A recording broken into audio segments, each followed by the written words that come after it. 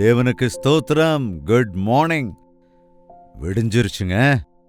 வாருங்கள், நம்முடைய இயேசுவின் வார்த்தைகளை கேட்கலாம். நம்முடைய இருதயங்களை அவருடைய சந்நிதியிலே ஊற்றிவிடலாம். அவருடைய கிருபைக்காக ஜெபிக்கலாம். பரிசுத்தமும் அன்பும் உள்ள பிதாவே, எவ்வளவு பெரிய பாக்கியம் இது! தினந்தோறும் உம்மை நாடுவதற்கும் உம்முடைய வார்த்தைகளை கேட்கிறதற்கும் உம்மை துதிக்கிறதற்கும் நீர் அருளியிருக்கிற இந்த வாய்ப்புக்காக நன்றி ராஜா. இந்த வேளையில் ஒவ்வொருவரையும் தரிசிக்க வேண்டும் என்று கிறிஸ்துவின் நாமத்தில் வேண்டிக் கொள்கிறோம் பிதாவே, ஆமேன். தேவனுக்கு ஸ்தோத்திரம். எப்படி இருக்கீங்க? தூங்கி எழுந்துட்டீங்களா? குளிர்காலம் இல்லையா, அதனால கொஞ்ச நேரம் அதிக நேரம் தூங்கணும் அப்படின்னு தோணும் இல்லையா? ஆனால் விடியற் காலமே எழுவது, தேவனிடத்திலே விண்ணப்பம் பண்ணுவது நமக்கு எவ்வளவோ மேலானது. எப்படி இருக்குங்க உங்களுடைய வாழ்க்கை? எப்படி இருக்கு எப்படி இருக்கு எப்படி இருக்கு எப்படி இருக்குன்னு நான் கேட்டுக்கிட்டே இருக்கிறேன். அதனால உங்களை நிறைய பேர் நாங்கள் இப்படி இருக்கிறோம் இப்படி இருக்கோம், இந்த மாதிரி பாடுகளுக்குள்ளாக இருக்கிறோம், இப்படி பதிலை பெற்றிருக்கிறோம், நன்மைகளை பெற்றிருக்கிறோம் என்ற வாட்ஸ்அப் மெசேஜ் மூலமாக தெரியப்படுத்துகிறீர்கள். அதற்காக ஆண்டவரை மிகவும் துதிக்கிறேன். நான் நிறைய பேர் நாங்கள் பாடுகள் இருக்கிறோம், கஷ்டத்தில் இருக்கிறோம், சிரமத்தில் இருக்கோம். உங்கள் பிரச்சனைகளை பகிர்ந்து கொள்ளுகிறீர்கள், சொல்லுகிறீர்கள். ஐயா தாங்கவே முடியலன்னு சொல்றீங்க. எத்தனையோ வேதனைகளோடு இத்தனை பேர் பாடுபடுகிறார்களே, ஆண்டவரே இவர்களுக்கு உதவி செய்ய மாட்டீரா? எங்கள் பிரச்சனைகளை தீர்க்கிறதற்கு, எங்கள் சங்கடங்களை தீர்க்கிறதற்கு, எங்கள் பாடுகளை தீர்க்கிறதற்கு ஐஸ்வர்யவான நீர் எங்களுக்காக அடிமையானீரே. சிங்காசனத்தை விட்டு விட்டு நீர் இறங்கி வந்தீரே ஆண்டவரே. இந்த ஆண்டவர் சந்நிதியில நான் ஜெபித்துக் கொண்டே இருக்கிறேன். நீங்களும் ஜெபியுங்கள். ஆண்டவரிடத்திலே கேளுங்கள், அவரிடத்திலே சொல்லுங்கள்.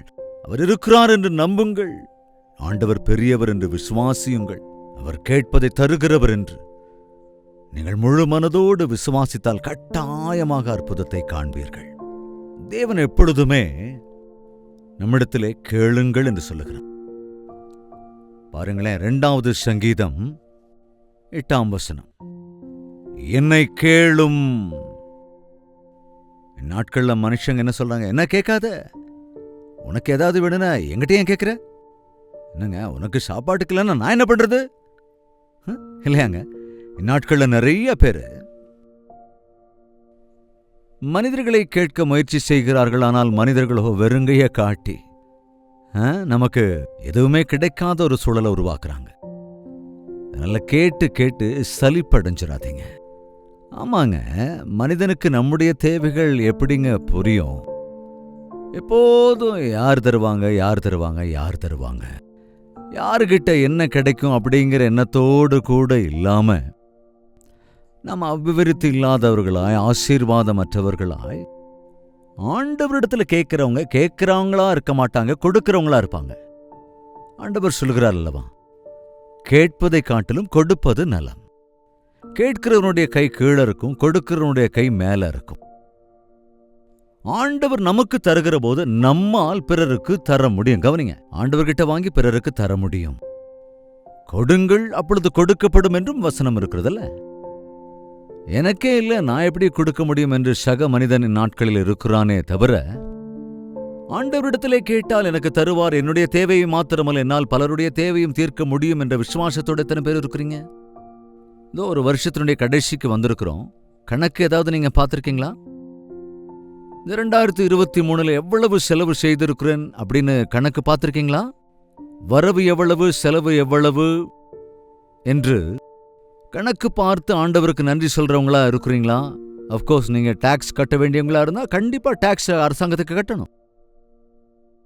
இல்ல கோல்மால் கணக்கை காட்டிக்கிட்டு இருக்கீங்களா? அன்று அன்று ஒரு மோட்டை எடுத்துக்கிச்சு இன்னைக்கு வருமானம் எவ்வளவு செலவு எவ்வளவுன்னு எழுதிக்கிட்டு அப்பப்போ ஆண்டவர் எப்படியெல்லாம் உதவி செய்றார் அப்படிங்கறத கவனிங்க. வருமானத்துக்கு மிஞ்சின செலவு இருந்தா சிலதை கட் பண்ணுங்க, கணக்கு பார்த்துங்க. ஆடம்பரமான அனாவசிய செலவுகளா இருந்தா குறைச்சுக்குங்க. எப்ப பார்த்தாலும் கடன் கேட்கறதுன்னே இருக்காதீங்க. எனக்கு கடன் கிடைக்கணும்னு ஜெபம் பண்ணுங்க அப்படின்னு ஜெப தேவைகளை அனுப்பும்போது எனக்கு ரொம்ப ஆச்சரியமா இருக்குங்க. அதுக்கு எப்படி ஜெபிக்க முடியும்? தேவனாலே ஆசீர்வதிக்கப்படுகிறவர்கள் கடன் கொடுப்பார்களே தவிர கடன் வாங்க மாட்டார்கள் என்று வேதம் சொல்லுகிறது. கடன் வாங்குவது, கடன் வாங்குகிறவன் கடன் கொடுக்கிறவனுக்கு அடிமை என்றும் வேதம் சொல்லுது. நமக்கு யாருக்கிட்டையாவது கடன் வாங்கிட்டு அவங்களுக்கு நாம அடிமை ஆயிடுறோம். பரலோகத்தின் பிதா உங்கள் தேவைகளை அறிந்திருக்கிறார்.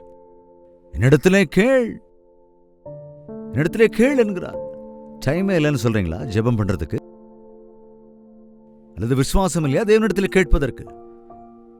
என்னை சோதித்து பார் என்று கூட ஆண்டவர் சொல்றாருங்க. அட்லீஸ்ட் இன்னைக்கு இருந்தாவது ஒரு விஷயத்தை நீங்க பழக்கப்படுத்திக் கொள்ளுங்க. உங்களுக்கு என்ன தேவை இருந்தாலும் முதல்ல உடனே ஆண்டவருடைய சந்நிதியில் முழங்கால் படிட்டு ஜெபிங்க. இது எனக்கு வேணும் ஆண்டவரே அப்படின்னு கேட்டு ஜெபம் பண்ணிட்டு இருங்க. உனக்கு எது தேவையோ அதை எப்படி தருகிறார் ஆண்டவர் என்பதை நீ கவனி. அப்பொழுது அதை பெறுகிற போது நீ சந்தோஷத்தில் ஆர்ப்பரிப்பாய். நீங்கள் கேட்காத சூழ்நிலையிலே, கேட்காத வேளையில, அதாவது அந்த நிலைமையின் மூலமாக மனிதர்கள், தேவன் நம்முடைய தேவைகளை மனிதர் மூலமாகவே தீர்ப்பார். நம்ம கேட்க வேண்டிய அவசியம் மனுஷர்கிட்ட. சோ இன்னையிலிருந்து தினந்தோறும் காலையில் எழுந்தவுடனே ஆண்டவரே அனுதின ஆகாரத்தை எனக்கு அருளி செய்யுங்க.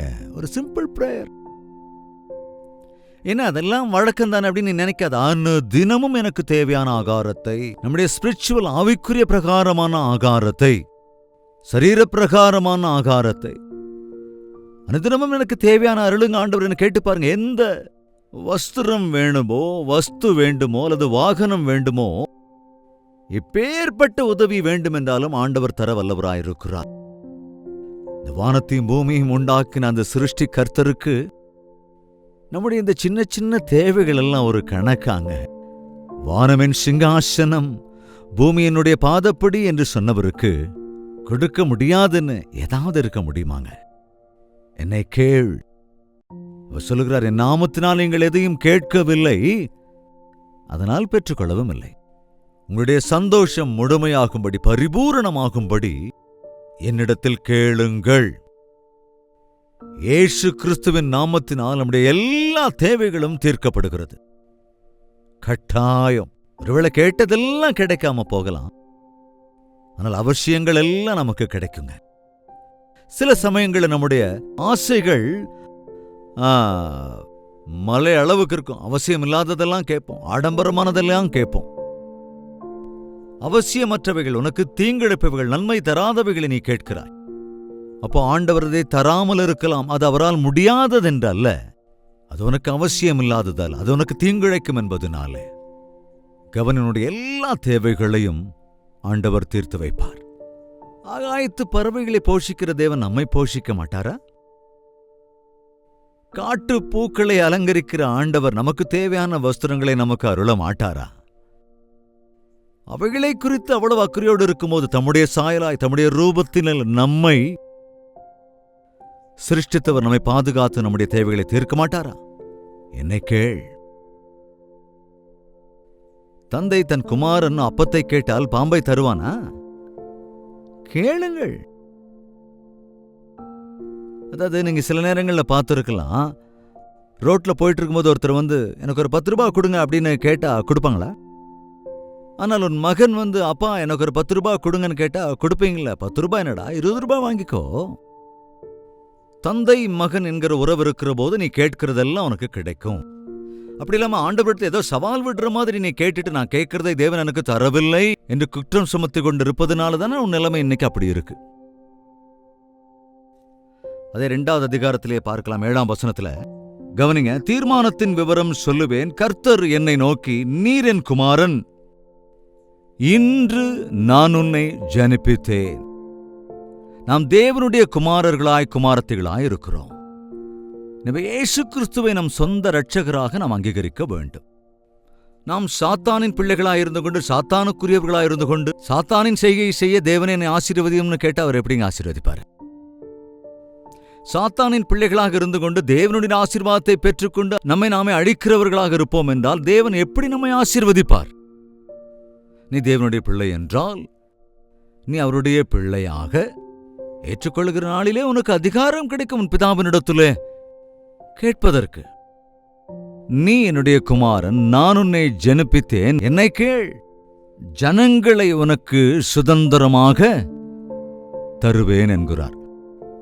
என்னை கேள், ஜனங்களை உனக்கு தருவேன் என்கிறார். ஒரு நாள் நான் ஊழியத்தில் சில தேவைகள் இருந்தபோது நான் ஜெபித்துக் கொண்டிருந்தேன். அது எப்படி சொல்றதுன்னா, ஆண்டவரே, இந்த ஊழியத்திற்கு எனக்கு இவ்வளவு செலவிற்கு, டிவி ஊழியங்களுக்கு நான் இவ்வளவு பணம் கட்டியாகணும், எவ்வளவு செலவிருக்கு, அது இதுன்னு எதையோ கேட்டுக்கிட்டு இருக்கும்போது ஆண்டவர் சொன்னார், நீ எங்கிட்ட கேளு, உனக்கு ஜனங்களை நான் சுதந்திரமாய் தருவேன் என்று. ஜனங்கள் எதுக்கு ஆண்டவரே எனக்கு பணம் கொடுங்கன்னு கேட்டேன். ஜனங்க எதுக்கு ஆண்டவரே எனக்கு நல்ல வஸ்திரத்தை கொடுங்கன்னு கேட்டேன். ஜனங்கள் எதுக்கு ஆண்டவரே நான் ஊழியம் பண்ணணும்னு நான் கேட்டேன். அது அஞ்ஞானத்துல. நான் இன்னும் யோசித்த போது ஆண்டவர் தெளிவாய் சொன்ன பதில், ஏ பைத்தியக்காரா, ஜனங்களை நான் உனக்கு தருவேன் என்றால் ஜனங்களின் சொத்தே உன்னிடத்துல வரும் அல்லவா? ஜனங்களை நான் உனக்கு கொடுத்தால் அந்த ஜனங்கள் உன்னோடு கூட இருந்து உன் பணியிலே உனக்கு உதவி செய்வார்கள். ஆமால, பணத்தை வச்சு எல்லாத்தையும் செய்யணும்னு நினைச்சேன். ஆனால் விசுவாச பந்தம், தேவன் அருளுகிற தாளந்துகளோடு இருக்கிற நபர்களோடு சேர்ந்து அவருக்காக செய்யக்கூடிய காரியங்கள் எவ்வளவாய் இருக்கிறது. ஜனங்களை சுதந்திரமாய் அருளுவேன், பூமியின் எல்லைகளை உனக்கு சொந்தமாக கொடுப்பேன். இந்த சோசியல் மீடியா மூலமாக நாட்களில் இந்த வாக்குத்தத்தம் கூட நிறைவேறியிருக்கிறது. பூமியின் எல்லைகளில் இருக்கிறவர்களை கூட உனக்கு சொந்தமாக தருவேன். ஒவ்வொரு நாளும் இந்த கால்வரி ஊழியங்கள் மூலமாக செய்யப்படுகிற எத்தனையோ ஊழியங்களை எத்தனையோ நாடுகளில் இருந்து பார்க்கிறவர்கள், அநேக தேசங்கள், அநேக பட்டணங்கள், அநேக கிராமங்களிலிருந்து கோடிக்கணக்கானவர்கள் ஜெப தேவைகளை அனுப்பும் போது எனக்கு ரொம்ப ஆச்சரியமா இருக்குங்க. இதுதான் தேவனுடைய வாக்குத்தத்தத்தின் நிறைவேறுதல். எங்கெங்கோ இருக்கிறவர்கள் எல்லாம் இயேசுவின் வார்த்தைகளை சொல்வதனாலே நம்ம எல்லோரையும் கிறிஸ்துவின் பந்தத்திற்குள்ளே அவர் இணைத்து ஒருவருக்காக ஒருவர் ஜெபித்துக் கொள்வதற்காகவும், பாரத்தோடு செய்யப்படுகிற இந்த ஊழியத்தில் ஒருவரோடு ஒருவர் இணைந்து ஊழியம் செய்யவும், ஊழியத்தின் தேவைகள் எல்லாவற்றையும் தீர்ப்பதற்காக பேர்பட்ட நன்மைகளை அவர் செய்கிறார். ஆமாங்க, ஆண்டவருடைய காரியங்கள் அற்புதமானவைகள். ஆண்டவருடைய எண்ணம் யுகத்துக்கு அப்பாற்பட்டது என்று ஆண்டவரை நான் துதிக்கிறேன். நீ கேட்கிற எதையும் தேவன் தராமல் இருக்கவே மாட்டார். நீ கேட்காமல் இருப்பதனால்தான் உனக்கு இந்த நஷ்டம். நீ கேட்டால் எப்பொழுது எது தேவையோ ஏற்ற வேளையிலே பறவைகளை போஷிக்கிற நம் ஆண்டவர். நீ கேட்டு மௌனமாயிருந்தால் உன் வாழ்நாள் முழுக்க உனக்கு எது எப்பொழுது எப்படி வேண்டுமோ அதை அப்படியே அருளிச் செய்வதற்கு அவர் வல்லவர் என்று விசுவாசித்தார். அனாவசியமான கவலை, அனாவசியமான கலக்கம், எதிர்காலத்தை குறித்த பயம் நமக்கு அவசியமே இல்லை. நான் ஆண்டவருடைய பிள்ளையாயிருக்கிறேனா இல்லையா? அவருடனான ஐக்கியத்துக்குள்ளாக இருக்கிறேனா இல்லையா? அவரிடத்தில் விசுவாசத்தோடு கேட்கிறேனா இல்லையா என்று நம்மை நாமே பரிசோதித்துக் கொண்டு அவ்வப்பொழுது நம்முடைய எல்லா தேவைகளையும் தீர்க்கிற ஆண்டவரின் இடத்துல நம்முடைய விண்ணப்பங்களை செய்து கொண்டே இருக்க வேண்டும். இந்த காலை வேளையில தினந்தோறும் எழுந்த உடனே உனக்கு தேவையானது எது, உனக்கு அவசியமானது எவை, எல்லாவற்றையும் ஆண்டவரிடத்திலே சொல்லிவிடு. அவர் எல்லாவற்றையும் நேர்த்தியா செய்கிற ஆண்டவர், எல்லா தேவைகளையும் சந்திக்கிற தேவனாயிருக்கிறவர். நம்முடைய பாடுகளிலிருந்து விடுதலையும், நம்முடைய குறைவுகளிலிருந்து நமக்கு திருப்தியையும், நம்முடைய சரீர ஆவிக்குரிய மானசீக குறைவுகள் எல்லாவற்றையும் நிறைவாக்கக்கூடியவர். கல்வாரி சிலுவையில் அவருடைய தியாகத்தின் மூலமாக புத்தியும் அறிவும் ஞானமும் சகல சம்பத்தும் அவருக்குள் இருக்கின்றதுனாலே எப்பொழுது எது யாருக்கு அவசியமோ அதை தாராளமாய் தருகிற ஆண்டவர் நம்மோடு இருக்கிறார். அவர் தம்முடைய கரங்களை திறந்தால் சகல ஜீவராசியும் திருப்தி அடைந்துவிடும். இத்தனை காலத்திற்கு திருப்தி இல்லாத வாழ்க்கை வாழ்ந்து கொண்டிருப்பாய். எவ்வளவு சம்பாதித்தாலும் போதவில்லையே, எவ்வளவு இருந்தாலும் இந்த குறைகள் இன்னும் தீரவே இல்லையே இந்த மனிதர்களிடத்திலே கேட்டுக்கொண்டு, அதிகாரிகளிடத்தில் கேட்டுக்கொண்டு, இந்த உலகத்தில் எல்லா விதமான பிரயாசங்களையும் படுகிறாயே தவிர மனிதனுடைய பிரயாசத்தினால் வரும் ஆசீர்வாதம் அதிகம் அல்ல. ஆனால் தேவன் ஆசீர்வதித்தால் அது என்றென்றைக்கும் ஆசீர்வாதம். எனவே இன்று முதல் ஆண்டவரிடத்தில் மாத்திரமே கேட்கலாம். ஆண்டவர் அருள்கிறதன் அடிப்படையில் அவரை துதிக்கலாம். அவர் நமக்கு அருளுகிறவைகளை ஆண்டவருடைய நாமத்திலே பிறருக்கும் கூட பகிர்ந்து கொடுக்கலாம். செபிக்கலாமா? பரிசுத்தமும் அன்பும் நிறைந்த பிதாவே, குறைபாடுகளை நிறைவாக்குகிற தேவனாய் நீர் இருக்கிறீர். என் நாமத்தினால் எதை கேட்டாலும் தருவேன் என்றீர். விசுவாசிக்கிறோம் ஐயா. தட்டுங்கள் திறக்கப்படும், கேளுங்கள் கொடுக்கப்படும், தேடுங்கள் கண்டடைவீர்கள் என்றீரே. உம்முடைய வார்த்தைகளை மறவாமல் மனிதனின் சகாயம் வீணானதென்று, தேவனுடைய உதவியே உயர்வானது உத்தமமானதென்று உம்மையே விசுவாசிப்பதற்கும் உம்மிடத்திலே விண்ணப்பம் பண்ணுவதற்கும் நீர் அருளுகிறவைகளில் திருப்திப்பட்டு ஆண்டவரே உம்மையே துதிப்பதற்கும் உம்முடைய நாமத்தினால் நாங்கள் பெறும் ஆசீர்வாதங்களையெல்லாம் எங்களை சுற்றியிருப்போருக்கும் பகிர்ந்து தருவதற்கு எங்கள் ஒவ்வொருவருக்கும் சகாயம் அருள வேண்டும் என்று கிறிஸ்துவின் நாமத்தில் வேண்டிக் கொள்கிறோம் பிதாவே. ஆமென். நம்முடைய கர்த்தராகிய இயேசு கிறிஸ்துவினுடைய கிருபையும் பிதாவாகிய தேவனுடைய அன்பு பரிசுத்த ஆவியின் அந்யோன்ய ஐக்கியமும் சந்தோஷமும் சமாதானமும் தியானத்தில் ஒருமனப்பட்டிருக்கிற நம் அனைவரோடும் என்றும் என்றும் சதா காலங்களிலும் தங்கி தரித்திருப்பதாக. ஆமென். 8939801234 என்ற நபருக்கு உங்கள் ஜெப தேவைகள் மற்றும் பாரங்களை டெக்ஸ்ட் மெசேஜ் அல்லது வாய்ஸ் மெசேஜ் மூலமாக வாட்ஸ்அப்பில் அனுப்பி தெரிவியுங்கள். நீங்கள் எங்கெங்கிருந்து இதை பார்க்கிறீர்களோ அதை லைவ் சாட்டில் தெரிவிக்க தயவு செய்து மறந்து விடாதீர்கள். லைக் செய்வதையும் ஷேர் செய்வதையும் உங்கள் பெயர் விவரங்களை பதிவிடுவதையும் மறந்து விடாதீர்கள். ஒருவேளை இன்னும் சப்ஸ்கிரைப் செய்யாமல் இருந்தால் உடனே சப்ஸ்கிரைப் செய்யவும் மறந்து விடாமல் இருங்கள். தேவனுக்கு சித்தமான நாளை இதே நேரம் இதே அனுதின தியானத்தில் மீண்டும் சந்திக்கலாம். அது வரைக்கும் தேவாதி தேவனுடைய மகா கிருபை உங்களுக்கு துணையாயிருப்பதாக.